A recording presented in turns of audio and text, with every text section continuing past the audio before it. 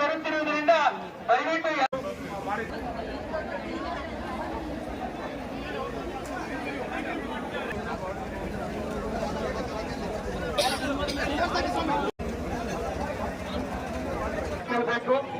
ಅದನ್ನು ಬಿಟ್ಟು ಯಾವುದೇ ಟೋಲ್ನತ್ತ ತಾವು ಹೋಗಬಾರ್ದು. ತಮಗೆ ಸೂಚಿಸಿದಂತ ಟೋಲ್ಗಳಲ್ಲಿ ತಮ್ಮ ಕೆಲಸವನ್ನು ನಿರ್ವಹಿಸಬೇಕು.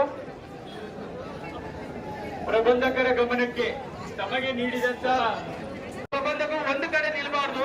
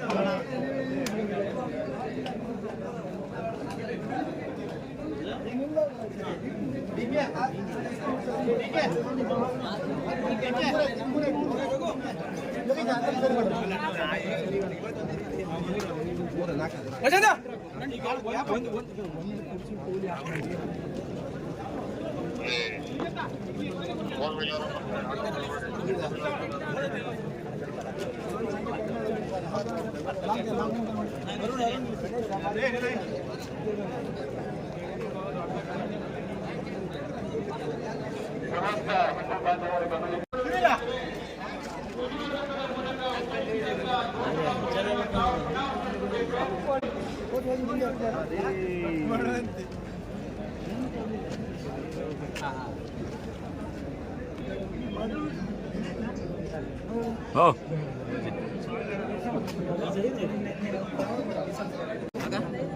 Hi.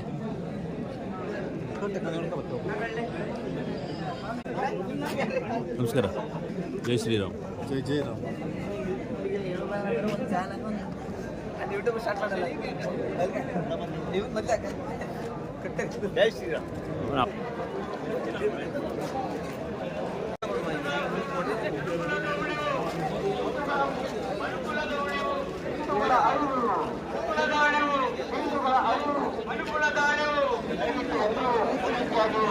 ರಕ್ಷಿಸಿ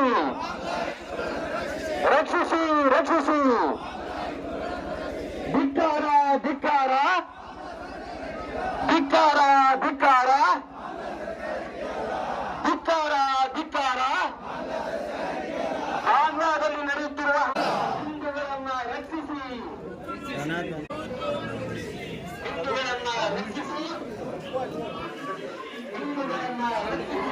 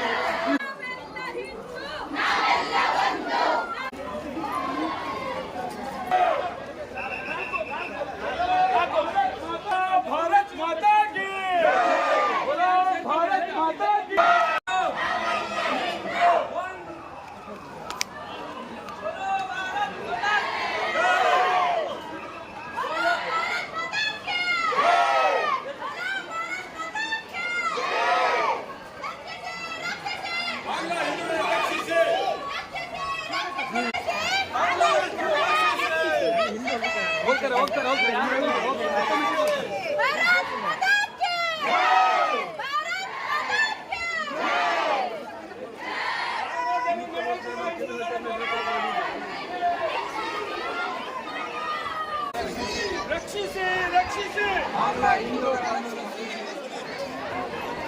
ಹಾಯ್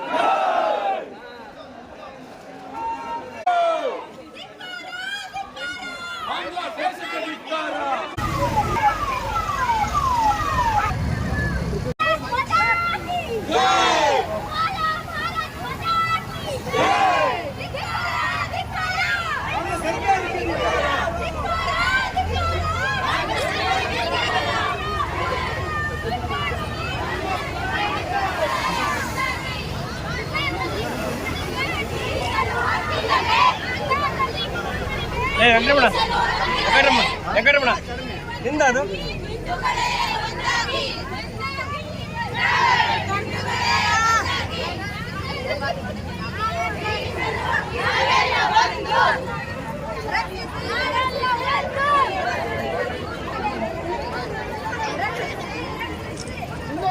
ಕೇಳ್ಕೊಳ್ಳಿ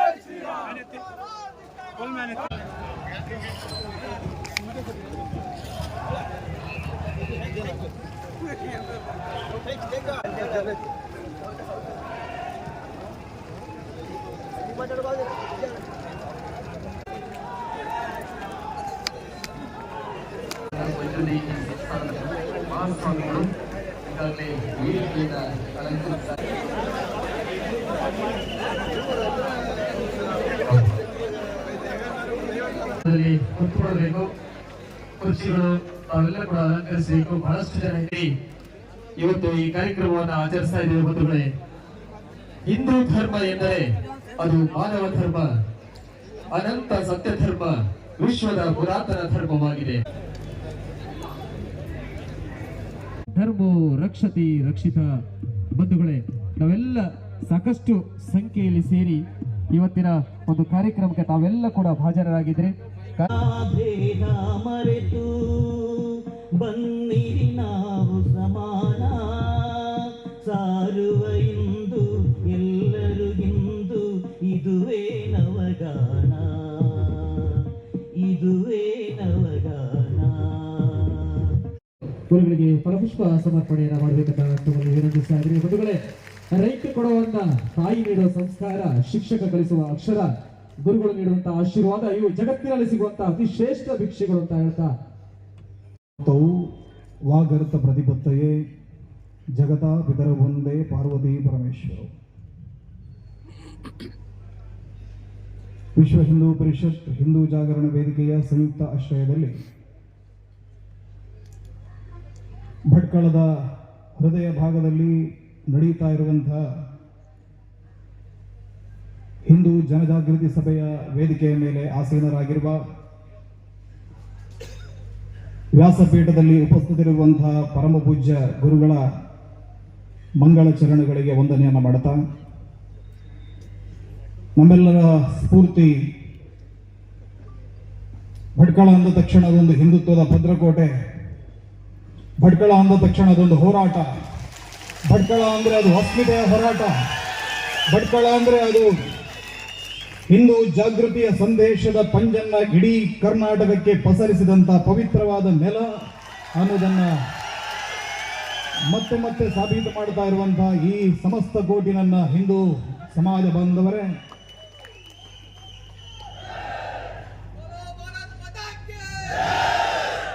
ಪೊಲೀಸ್ ಇಲಾಖೆಯವರು ಕಾರ್ಯಕ್ರಮದ ಆಯೋಜಕರಿಗೆ ಸೂಚನೆಯನ್ನು ಕೊಟ್ಟಿದ್ದರಂತೆ. ಕಾರ್ಯಕ್ರಮದಲ್ಲಿ ಮಾತನಾಡುವಾಗ ಬಹಳ ಎಚ್ಚರಿಕೆಯಿಂದ ಮಾತನಾಡಲಿ. ಭಟ್ಕಳ ಬಹಳ ಸೂಕ್ಷ್ಮ ಕ್ಷೇತ್ರ, ಸೂಕ್ಷ್ಮ ಪ್ರದೇಶ. ಸಂದೇಶವನ್ನ ರವಾನೆ ಮಾಡುವಾಗ ಎಚ್ಚರ ಇರಲಿ ಅನ್ನುವಂಥ ರೀತಿಯಲ್ಲಿ ಹೇಳಿದ್ರಂತೆ. ನನಗನಿಸುವಂಥದ್ದು ಹಿಂದೂ ಸಮಾಜ ಇವತ್ತು ಸಾವಿರ ಸಂಖ್ಯೆಯಲ್ಲಿ ಇಲ್ಲಿ ಬಂದು ಸೇರಿದೆ. ಕೆಲವೊಂದು ಸಾಸಿವೆ ಬಿದ್ದರೂ ಕೂಡ ಸದ್ದಾಗುವಷ್ಟು ಮೌನವಾಗಿ ಸಮಾಜ ನಿಂತಿರುವಂಥದ್ದು ಯಾವುದೋ ಪೊಲೀಸ್ ಬಲದ ಹೆದರಿಕೆಯಿಂದ ಅಲ್ಲ. ಒಬ್ಬ ಪೊಲೀಸ್ ಅಧಿಕಾರಿ ಒಂದು ಕಾನ್ಸ್ಟೇಬಲ್ ಅನ್ನ ಇಲ್ಲಿ ನೇಮಿಸಿದರೂ ಕೂಡ ಈ ಸಮಾಜ ಇಷ್ಟೇ ಮೌನವಾಗಿ, ಇಷ್ಟೇ ಸಂಯಮದಿಂದ, ಇಷ್ಟೇ ಶಿಸ್ತಿನಿಂದ ನಡೀತಾರೆ.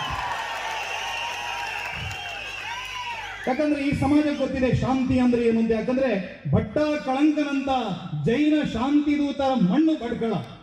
ಶಾಂತಿದೂತರ ಅಂದ್ರೆ ಜೈನ ಶಾಂತಿದೂತರು. ಗೇರುಸೊಪ್ಪೆಯ ರಾಣಿ ಚೆನ್ನಭೈರಾದೇವಿ ಮೊನ್ನೆ ಯಾರೋ ಬೆಳ್ಳಿ ಕಾಳಬಳ್ಳಿ ಅಂತ ಒಂದು ಕಾದಂಬರಿಯನ್ನು ಬರೆದಿದ್ದಾರೆ. ಹೇಳ್ತಾ ಇದ್ರೆ 40,000 ಕೆಜಿಯ ಬೆಳ್ಳಿಯ ಗಟ್ಟಿಗಳು ಕಡಲಿನ ಆಳದಲ್ಲಿ ಹೂತು ಹೋಗಿದೆವಂತೆ. ಯಾರು?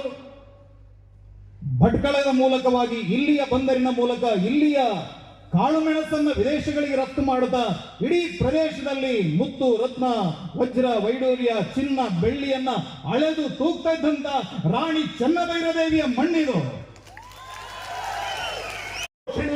ಏಕಾತ್ಮತಾ ವ್ಯವಸ್ಥೆಯಲ್ಲಿರಬೇಕು. ಬೋಲೋ ಭಾರತ್ ಮಾತಾ ಕಿ. ಕತ್ತಲೆಯಾಗಿದೆ ಗೊತ್ತು, ಹೊಟ್ಟೆಗೆ ಸ್ವಲ್ಪ ಕಸಿಬಿಸಿಯೂ ಇದೆ. ನಾವು ತುಂಬಾ ಸಂಚಾರ ನಡೆದುಕೊಂಡು ಬಂದಿದ್ದೇವೆ. ನಾವು 3 ಗಂಟೆಯ ದಾರಿಯನ್ನು ಕ್ರಮಿಸಿಕೊಂಡು ಬಂದಿದ್ದೇವೆ. ಹಾಗಾಗಿ ನಮ್ಮ ಸ್ಥಿರತೆ, ನಮ್ಮ ಸದೃಢತೆ, ನಮ್ಮ ಏಕಾಗ್ರತೆ ಹಿಂದೂ ಸಮಾಜದ ಮೇಲೆ ಇರಬೇಕು. ಹಿಂದೂ ಸಮಾಜದ ಸ್ಥೈರ್ಯವನ್ನು ನಾವು ಕಾಪಾಡಿಕೊಳ್ಳಬೇಕು. ಆ ದೃಷ್ಟಿಯಿಂದ ಎಲ್ಲರೂ ಏಕಮನಸ್ಕರಾಗಿ, ಮೊಬೈಲ್ಗಳು ಕೈಯಲ್ಲಿದ್ರೆ ಬೇಕು, ಬೇಡ ಅಂತ ಅಲ್ಲ, ಮಕ್ಕಳಿಗೆ ಕೊಡುವಾಗ ಯೋಚನೆ ಮಾಡಿ ಅಷ್ಟೇ. ಯಾಕೆ ಅಂತಂದ್ರೆ ಈಗೆಲ್ಲ ಪಬ್ಜಿ ಮತ್ತೆ ಫೈರಲ್ಲೇ ಮಕ್ಕಳು ಬಿದ್ದು ಬಿಡ್ತಾರೆ. ಹಾಗಾಗಬಾರದು ಅನ್ನುವ ಕಾರಣಕ್ಕೆ ಮೊಬೈಲ್ ಜಾಗೃತಿ ಇರಲಿ, ಅದು ಬೇಕು. ಹಾಗಾಗಿ ಒಮ್ಮೆ ಮೊಬೈಲ್ ಅನ್ನು ಕೈಯಿಂದ ಕೆಳಗಿಡಿ. ಅವರಿವರ ಬಗ್ಗೆ ಮಾತಾಡೋದನ್ನು ಬಿಡಿ. ಬಾಂಗ್ಲಾ ಮಾತ್ರ ರಕ್ಷಣೆ ಆಗಬೇಕಾಗಿದ್ದದ್ದು, ಭಾರತ ರಕ್ಷಣೆಯಲ್ಲಿ ಉಂಟು. ನಿಮ್ಗೆ ಭಾರತದ ಬಗ್ಗೆ ತಲೆಬಿಸಿ ಬೇಡ. ಯಾಕೆ? ಅಂತಹ ಕೊಡೂಸಿ ಗೃಹ ಮಂತ್ರಿ ಇದ್ದಾರೆ, ಕೊಡೂಸಿ ವಿದೇಶಾಂಗ ಮಂತ್ರಿ ಇದ್ದಾರೆ, ಕೊಡೂಸಿ ರಕ್ಷಣಾ ಮಂತ್ರಿ ಇದ್ದಾರೆ. ಅದಕ್ಕಿಂತ ಮೇಲೆ 56 ಇಂಚು ಎದೆಯ ಪ್ರಧಾನಿ ಇದ್ದಾರೆ. ಭಯಪಡುವ ಅವಶ್ಯಕತೆ. ಇಲ್ಲಿ ಭಾರತದಲ್ಲಿ ಒಂದು ಕಡ್ಡಿ ಕೂಡ ಅಲುಗಾಡ್ಲಿಕ್ಕೆ ಸಾಧ್ಯ ಇಲ್ಲ. ಅದು ತುಂಬಾ ಭದ್ರ ಇದೆ. ನೀವೇನು ಭಯ ಪಡಬೇಕಾಗಿಲ್ಲ. ನಮ್ಗೆ ಭಯ ಇಲ್ಲ, ಮತ್ತೆ ನಿಮ್ಗೆ ಯಾಕೆ ಭಯ? ನಮಗೆ ಹಿಂದೆ ಎಲ್ಲ ನಮ್ಮ ಮೇಲೆ 22 ಎಲ್ಲ ಕೇಸ್ ಆಗ್ತಾ ಇತ್ತು. ಹಿಂದೆ ಹೆದರಿಕೆ ಇತ್ತು, ಈಗೆಲ್ಲ ಹೆದರಿಕೆ ಇಲ್ಲ. ಯಾಕೆ? ಸಮಾಜ ಗಟ್ಟಿಯಾಗಿದೆ. ಇಲ್ಲಿ ಹಿಂದೂ ಸಮಾಜ ಸದೃಢ ಆಗಿದೆ. ಯಾವ ಭಯನೂ ಪಡೆಯಬೇಕಾಗಿಲ್ಲ. ನಮ್ಮ ಮತವನ್ನು ಉಳಿಸಿಕೊಳ್ಳಿಕ್ಕೆ ನಾವು ಹೋರಾಟ ಮಾಡಬೇಕಾಗಿಲ್ಲ. ವಾಕಬಲ್ಲ ವಾಕಬಿನ ಅಪ್ಪ ಬಂದರೂ ಬಿಡಲ್ಲ ನಾನು ಈಗ. ಆ ದೃಷ್ಟಿಯಲ್ಲಿ ನಾನಿದ್ದೆ. ಹಾಗಾಗಿ ಅದರ ಭಯ ಇಲ್ಲ. ಆದ್ರೆ ಬಾಂಗ್ಲಾದ ಹಿಂದೂಗಳಿಗೆ ಒಂದು ಸಂದೇಶ ಗಟ್ಟಿಯಾಗಿ ಹೋಗ್ಬೇಕು. ರಾತ್ರಿ ಆದ್ರೂ ಅಡ್ಡಿಲ್ಲ, ಮಲಗಲಿಕ್ಕೆ ನಿನ್ನೇನು ಮಲಗಿದ್ದೇವೆ, ನಾಳೆನು ಮಲಗ್ತೇವೆ. ನಮ್ಮ ಹಿಂದೂ ಸಮಾಜ ಮಲಗುವ ಸಮಾಜ ಆಗಬಾರದು. ವಿಕಸಿತ ಸಮಾಜ, ಸದೃಢ ಸಮಾಜ ಆಗಬೇಕು. ನಾವು ಸದೃಢರಾಗಿದ್ರೆ ನಮ್ಮನ್ನು ಹೀಗೆ ಕಕ್ಕರಿಸಿ ನೋಡುವವನಿಗೂ ಗಟ್ಟಿದ್ದಾನೆ ಅಂತ ಅನ್ನಬೇಕು. ಚಂದ್ರನನ್ನ ನೋಡಿ ಊಟ ಮಾಡುವವರು. ಚಂದ್ರ ಶೀತಲ, ಅವನು ಯಾವತ್ತು ಶಾಂತಿಯ ಪ್ರತೀಕ. ಚಂದ್ರ ಮನಸ್ಸಿನ ಕಾರಕ, ಮನಸ್ಸಿಗೆ ಚೈತನ್ಯ ಕೊಡುವವ ಚಂದ್ರ. ಅಂತಹ ಚಂದ್ರನನ್ನ ನೋಡುವವರು ಈ ರೀತಿ ಆದ್ರೆ ನಾವೆಲ್ಲ ಸೂರ್ಯನನ್ನ ನೋಡುವವರು. ನಮ್ಮ ಬಿಸಿಯನ್ನ ತಡೆಯಲಿಕ್ಕೆ ಯಾರಿಗೆ ಸಾಧ್ಯ ಇಲ್ಲ. ನಾವು ಸೂರ್ಯನ ಉಪಾಸನೆ ಮಾಡುವವರು, ನಾವು ಬಿಸಿಲ ದಾಳಿಗೆ ನಿಲ್ಲುವವರು. ನಾವು ಅಂತಹ ಸೂರ್ಯನ ಉಪಾಸಕರು ನಾವು. ಹಾಗಾಗಿ ಇನ್ನೊಮ್ಮೆ ಹೇಳ್ತೇವೆ, ದೃಢರಾಗಿ ಗಟ್ಟಿ ಮನಸ್ಕರಾಗಿ ಭಾರತವನ್ನು ಉಳಿಸಿದ್ದೇವೆ, ಬಾಂಗ್ಲಾವನ್ನು ಉಳಿಸ್ತೇವೆ ಅನ್ನುವ ದೃಢ ಮನಸ್ಸಿನಿಂದ ಘೋಷಣೆಯನ್ನು ಹಾಕೋಣ. ಎರಡೂ ಕೈಯನ್ನು ಮುಷ್ಟಿ ಮಾಡಿ ಆಧ್ಯಾತ್ಮ ಮನಸ್ಸು ಬರಲಿ. ನಮ್ಮ ದೇಹದಲ್ಲಿರುವ ಚಕ್ರಗಳು, ನರನಾಡಿಗಳು ಕೆಲಸ ಮಾಡುತ್ತೆ. ಒಂದೇ ಘೋಷಣೆಯಿಂದ ನಮ್ಮ ದೇಹದಲ್ಲಿರುವ ಎಲ್ಲ ರೋಗ ರುಜಿನಗಳು ಮಾಯವಾಗ್ತದೆ ಎನ್ನುವುದನ್ನು ಪ್ರಾಜ್ಞರು ಹೇಳಿದ್ದಾರೆ. ಹಾಗಿರುವುದರಿಂದ ದೇಹವನ್ನು ದೃಢ ಮಾಡಿ, ಮನಸ್ಸನ್ನು ಗಟ್ಟಿ ಮಾಡಿ, ಕಣ್ಣನ್ನೊಮ್ಮೆ ಮುಚ್ಚಿ, ಎರಡು ಕೈಯನ್ನ ಮೇಲೆತ್ತಿ ಒಮ್ಮೆ ನಮ್ಮ ಭಾರತ ಮಾತೆಗೆ ಘೋಷಣೆ ಹಾಕಿದ್ರೆ ಈ ಭಾರತ ಮಾತೆಯ ಅನುಗ್ರಹದಿಂದ ನಾಳೆಯ ಬಾಂಗ್ಲಾದ ವ್ಯವಸ್ಥೆನೆ ಬದಲಾಗಿ ಸದೃಢವಾದ ಬಾಂಗ್ಲಾ ನಿರ್ಮಾಣ ಆಗಬೇಕು. ಅಲ್ಲಿಯ ಹಿಂದೂಗಳ ರಕ್ಷಣೆ ಆಗಬೇಕು. ಬೋಲೋ ಭಾರತ್ ಮಾತಾ ಕಿ, ಬೋಲೋ ಭಾರತ್ ಮಾತಾ ಕಿ, ಬೋಲೋ ಭಾರತ್ ಮಾತಾ ಕಿ. ಒಂದೇ ಒಂದೇ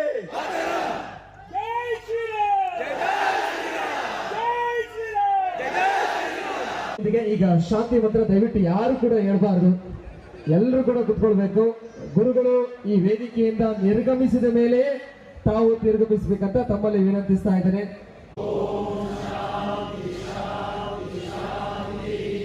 भारत माता की